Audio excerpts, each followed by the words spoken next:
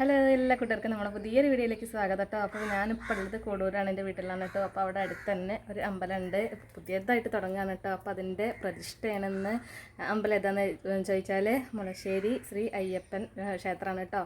അപ്പോൾ അതിൻ്റെ പ്രതിഷ്ഠ വെപ്പും കാര്യങ്ങളൊക്കെയാണ്. അതായത് നമ്മളെ പ്രാണപ്രതിഷ്ഠ അയോധ്യയിലൊക്കെ അന്ന് നടന്നു പ്രതിഷ്ഠയൊക്കെ സംഭവങ്ങൾ അവിടെ ഒന്നും ഇപ്പോൾ നമുക്ക് പോയി കാണാൻ സാധിച്ചിട്ടില്ല. അപ്പോൾ ഞാൻ എന്തായാലും ഇപ്പോൾ നമ്മളെ വീടിൻ്റെ അടുത്ത് തന്നെ ആകുമ്പോൾ ഒന്ന് പോകാമെന്ന് വിചാരിച്ചിട്ട് വന്നതാണ് കേട്ടോ അടുത്തുനിന്ന് ഇങ്ങോട്ട്.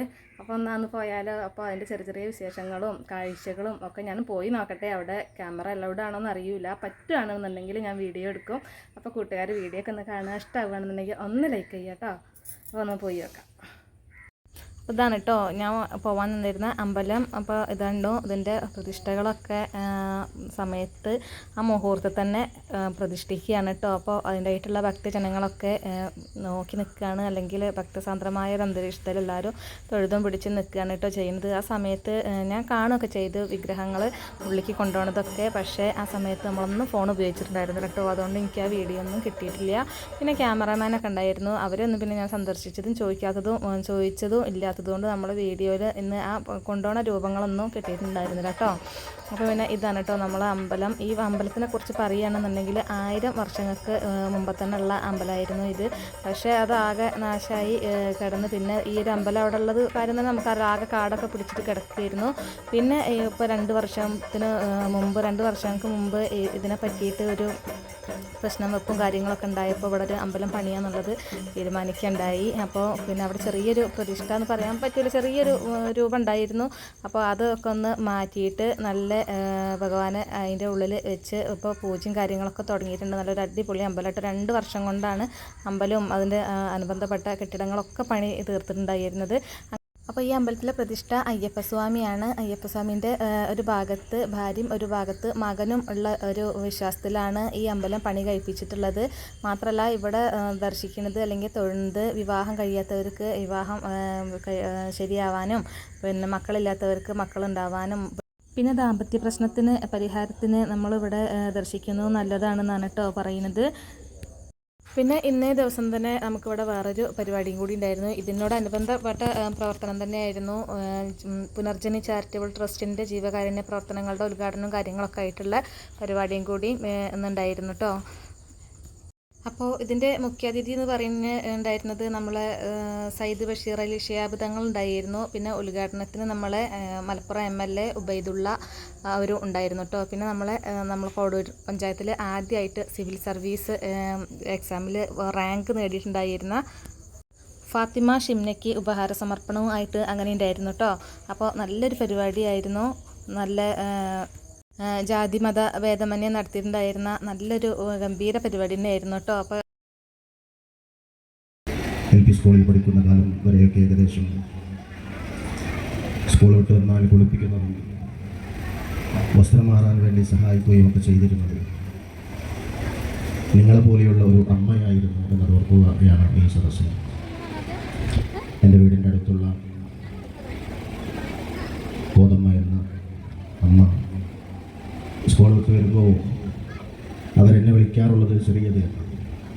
അവരുടെ മക്കളെ പ്രായം എന്നേക്കാൾ കൂടുതലായതുകൊണ്ട് അവർക്ക് പിറന്ന ചെറിയ മകൻ എന്ന രീതിയിൽ ചെറിയത് എന്നെ ബഹുമാനത്തോടെ വിളിച്ചത് ഞാൻ ഓർക്കുകയാണ്.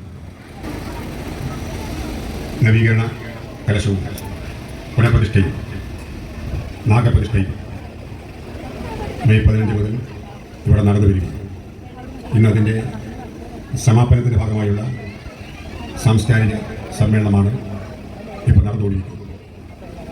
ഈ ക്ഷേത്രം നമ്മുടെ നാട്ടിലെ ഐക്യത്തിൻ്റെ വിളനിലമായി നിലനിൽക്കുകയാണ്.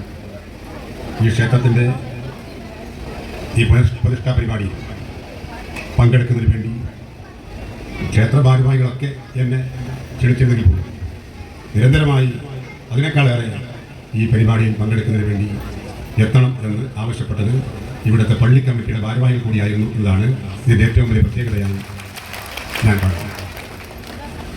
പലപ്പോഴും പലയിടത്തും കാണാത്ത ഒരു നല്ല അനുഭവമാണ്. ക്ഷേത്രത്തിൻ്റെ പരിപാടിക്ക് എത്ര തിരക്കുണ്ടെങ്കിലും നിങ്ങളിവിടെ വന്നു പോകണം എന്ന് പള്ളി കമ്മിറ്റിക്കാർ പറഞ്ഞു. പള്ളിയുടെ പരിപാടിയിൽ പങ്കെടുക്കാൻ എത്തണമെന്ന് ക്ഷേത്ര കമ്മിറ്റിക്കാർ പറഞ്ഞു. നിബന്ധന ഘോഷയാത്ര നടത്തുമ്പോൾ ക്ഷേത്ര കമ്മിറ്റി സ്വീകരണം കൊടുക്കുക. ശ്രീകൃഷ്ണ ജയന്തിയോടനുബന്ധിച്ച് ഘോഷയാത്ര നടക്കുമ്പോൾ പള്ളി കമ്മിറ്റിക്കാർ സ്വീകരിക്കും. അതാണ് നമ്മുടെ നാട്ടിൽ ആവശ്യം. അങ്ങനെയുള്ള ഒരു നല്ല അന്തരീക്ഷം നമ്മുടെ നാട്ടിൽ വർഷങ്ങളെ നിലനിൽക്കുന്നുണ്ട്. അത് നമ്മുടെ പഞ്ചായത്തിൽ നിന്നും IAS കരസ്ഥമാക്കിയ അതും ഉയർന്ന മാർക്കോടെ ശ്രീ ഫാത്തിമ ഷിംന അവർ വളരെ ഭക്തി ആദരപൂർവ്വം ബഹുമാന പരസ്പരം 2 വാക്ക് സംസാരിക്കുന്നതിന് സാദരം ക്ഷണിക്കുന്നു.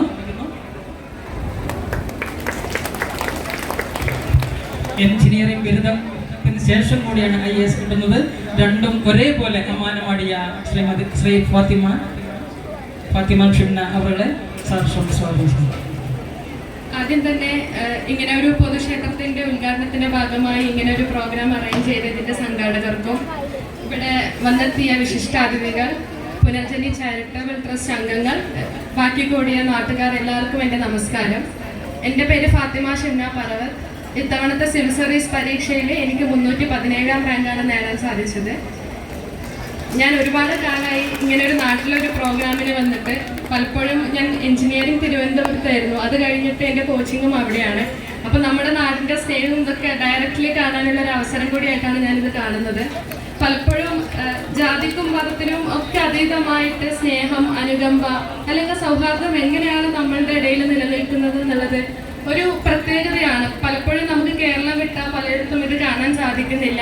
എന്തായാലും നമ്മുടെ എല്ലാവരുടെയും മനസ്സ് ഇതുപോലെ തന്നെ ഇനിയും ഒരുപാട് കാലങ്ങൾ നിലനിൽക്കട്ടെ എന്ന് ഞാൻ ആത്മാർത്ഥമായി ആഗ്രഹിക്കുന്നു.